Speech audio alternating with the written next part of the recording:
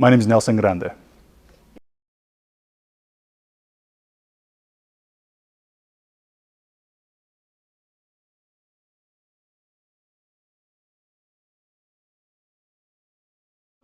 I was born in Los Angeles and raised in a small community known as Highland Park here in Los Angeles. Most of my life up until I was about 18 years old, and then moved all around Los Angeles.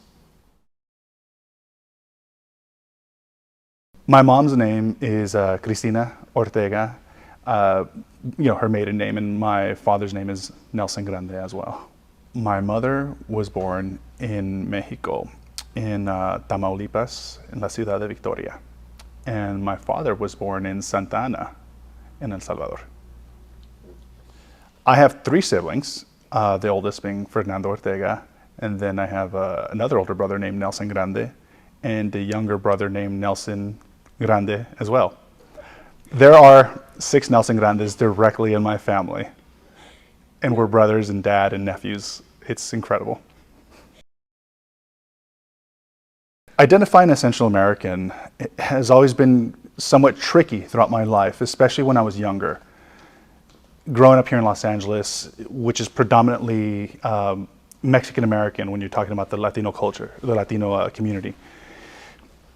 I remember having a lot of, I wouldn't say pushback, but a lot of negative comments and just experiences whenever people would learn that I was Salvadorian. And as a child, of course, you're not really too sure of how to stand up for yourself, or what to do about it. You take these things and they kind of become internalized traumas.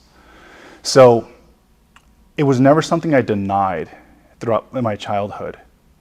It was just something that for me, and I remember this as young as maybe 6, 7 years old, sharing it with people about being Salvadorian from my father's side, that it would kind of give me a glimpse into the character of the person I was speaking to. And it was something that I was unfortunately aware of at a young age.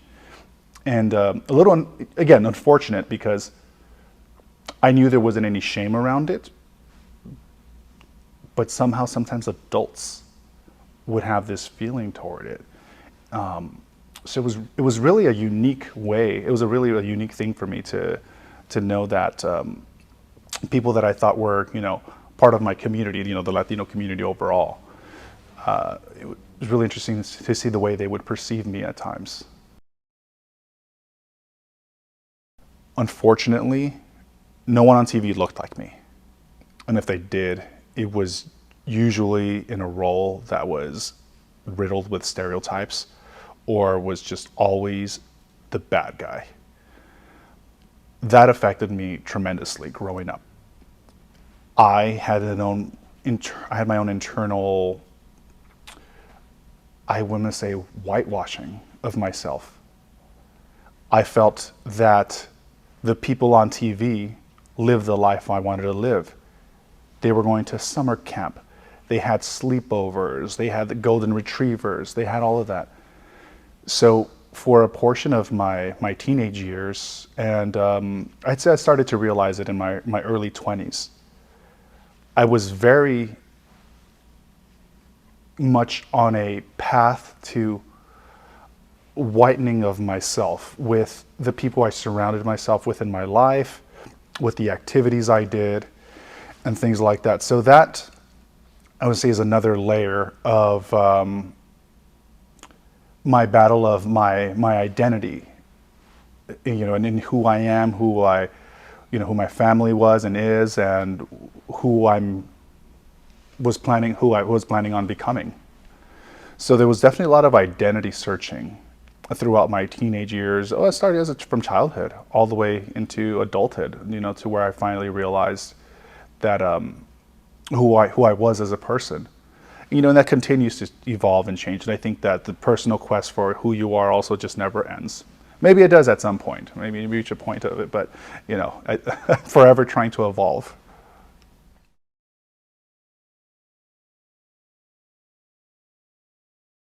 I went to school within the Los Angeles Unified School District. So I went to elementary school at Monte Vista Elementary in Highland Park. Then I later went to Luther Burbank Middle School, which is in Highland Park as well, and then went to Franklin High School in Highland Park. The community at large was mostly, again, of Mexican descent, and I did have some Salvadorian and Central American friends there, which I felt like it was kind of like a secret club. Like we had a little extra connection, and there was never really anything around it that we did with it. But my experience growing up with some of these Central American kids in the school system had me feeling like I did have another crew, another set of kids my age and colleagues that were probably living relatable lives. And I do remember having conversations with them, talking about like, oh yeah, this and that, and the Mexican and this and that, and I'm like, hey, I'm both. I can say it all. So that was my experience with some of the students. Teachers, I don't think I had too many Central American teachers, although I do remember having a teacher who encouraged me to look more into my Salvadorian roots. And this was something around, I'd say, 5th grade or 6th grade, because I remember this was still in my elementary school. And those little things like that have impact, because remember throughout my childhood I had these negative comments and things that would make me feel segregated. But whenever I had someone who I looked up to as an educator and someone who was a leader within my circle and my community, encouraged me to look into something that was sometimes looked as, I want to say, shameful or anything in a negative tone, did open me up more into not just accepting, because I've always accepted who I am, but I think maybe standing a little more proud of my Central American heritage.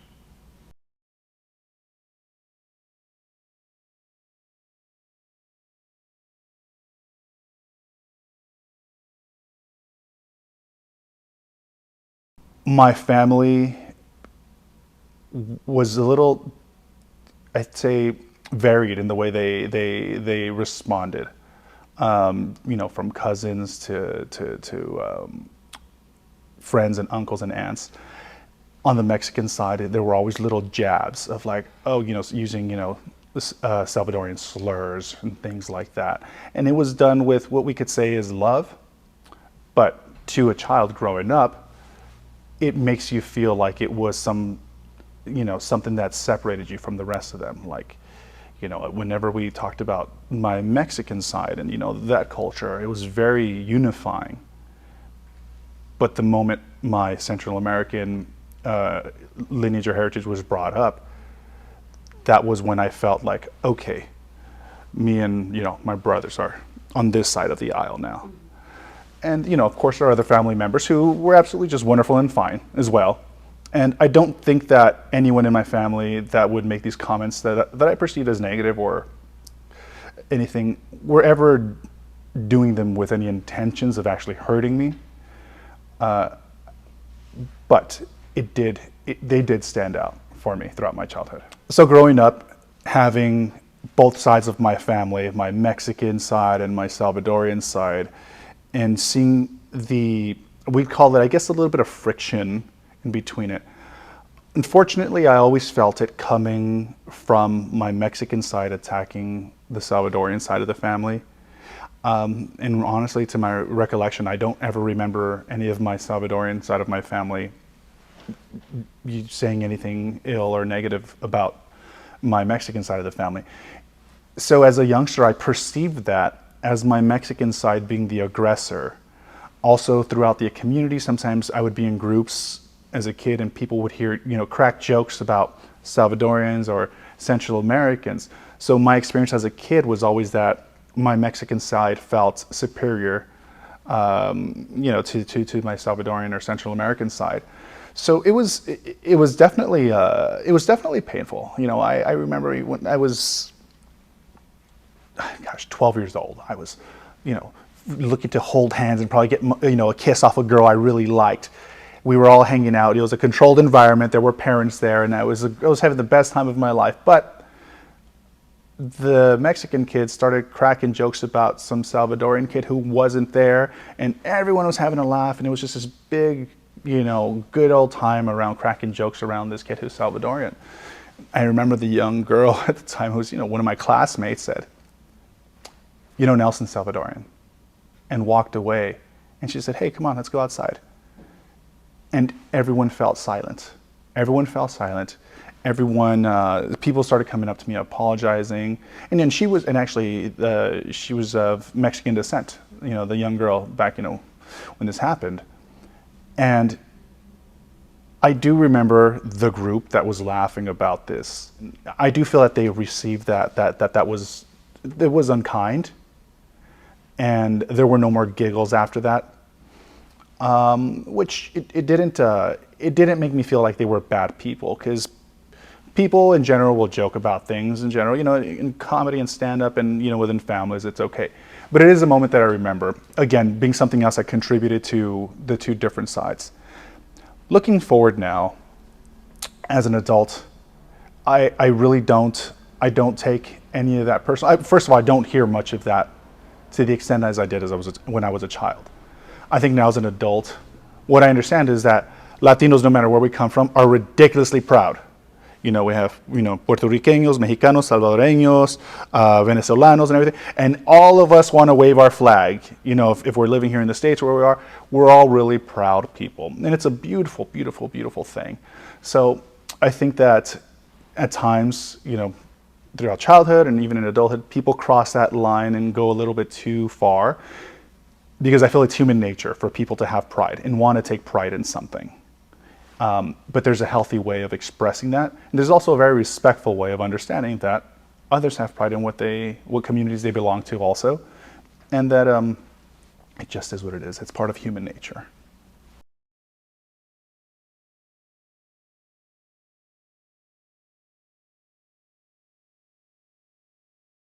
There were several people in my life that were really impactful on me. I really give a lot of credit to where I am now. I'm going to say on the key characters in my life, which are my mother, my father, and my brothers. And it's as interesting as it sounds, as like, oh, I just want to include my entire family in there. I can directly trace back things where I can see where I've picked up some qualities, and also some things that I thought would be better improved through myself, habits and things like that. With my mother, I got my hard work ethic from. I remember watching her, waking up before the sun came up, carrying me to the babysitters, which lived in the same apartment complex, and come home at night. My father gave me the ability of just dreaming and doing what I want. In the community where I grew up in Highland Park, it's very well known and documented on film and movies and television because it's a very filmed community. And whenever there were productions going on in the neighborhood, my dad would walk us down there and we'd be watching this exciting stuff going on. And my dad said, you know what, you can do that someday. If that's something you want to do, that can be you. And I don't know if people understand the actual impact of one of your protectors, one of your parents telling you and reassuring that a dream you have can be a reality for you. My parents were extremely impactful in what I think is the combination of who I am as far as, as a business professional. It's my dream combined with the hard work ethic of my mother. My brothers, I take a lot from. My older brothers. My older brother, Fernando, he was always hustling, trying to find ways to make some money, and really he was always looking to sell stuff. When he was a kid in school, he was selling things in school and things like, so that was exciting. I got to see him do that.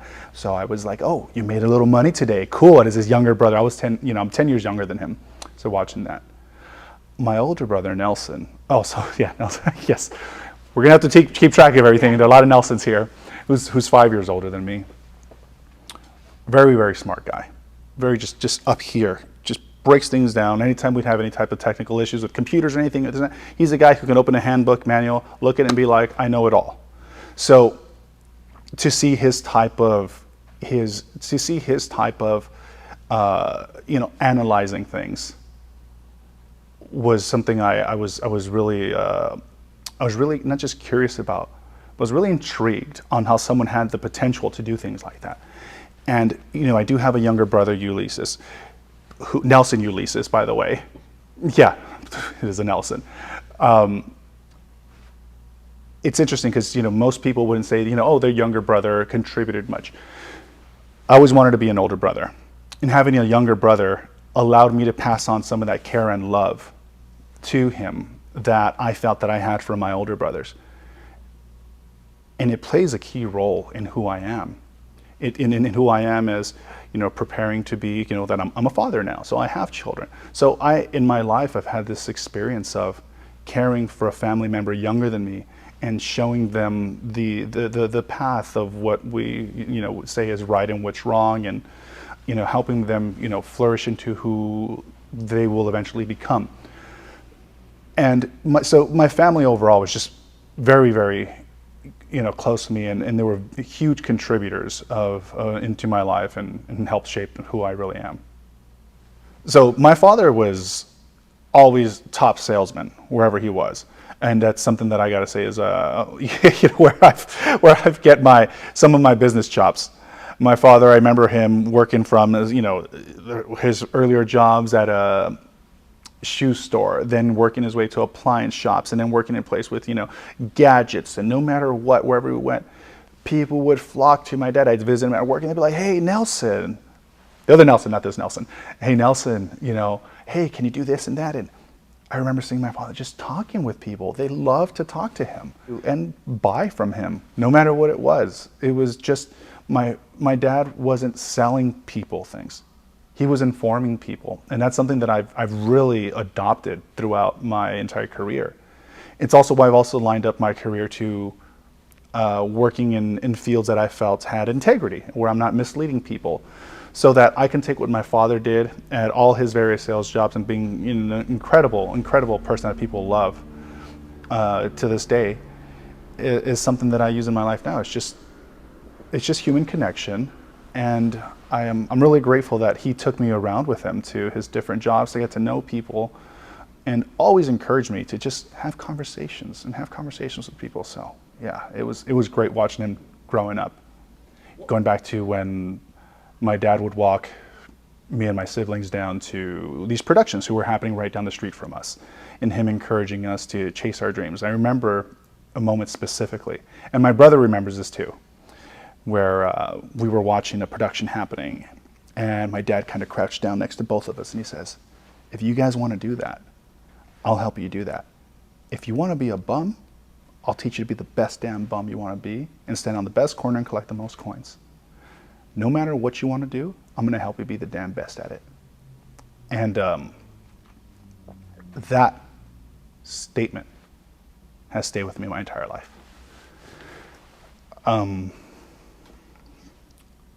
So, it moves me because it's extremely impactful.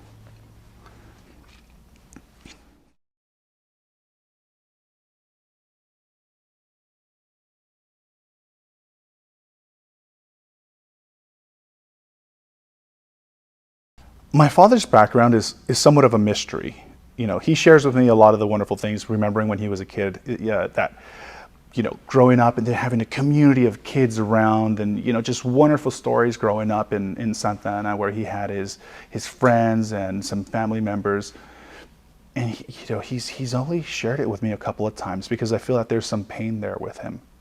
And I feel it's all associated with having to leave the country out of fear of what was going on at the time.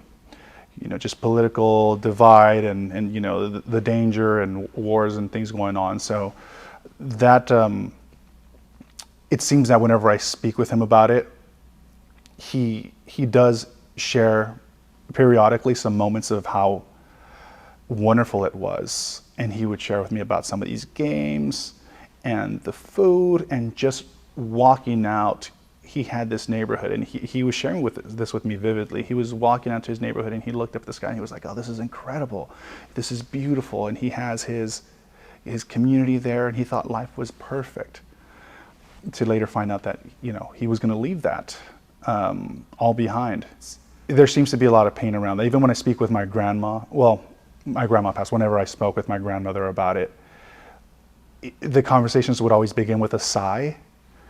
And it's just unfortunate to know that them having to leave their home is, you know, decades later, many decades later, still something that you know, has a place of pain within their heart. I wish I had asked my grandmother more questions while she was still alive.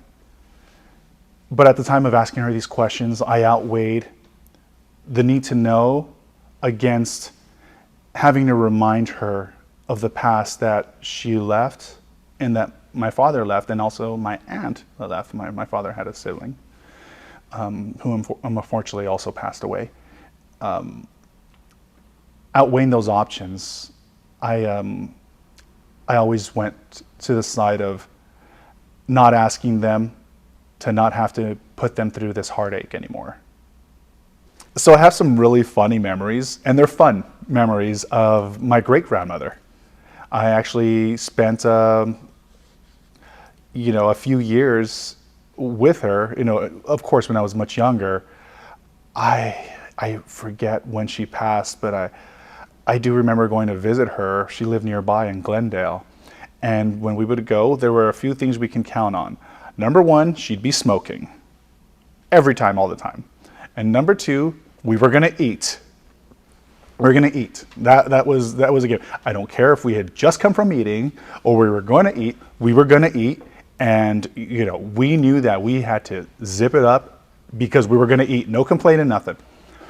And she loved to make everything really greasy and heavy. So it's not like, no matter what, if you showed up full or you're leaving full, one way or another. But I do remember, you know, that's where I started falling in love with pupusas and Salvadorian tamales. Now, people ask me this, and my Mexican friends get upset. You know, my Venezuelan wife, you know, they have hallacas. You know, everyone, all Latinos who have a version of a type of tamal get upset. I'm going to stick with it here.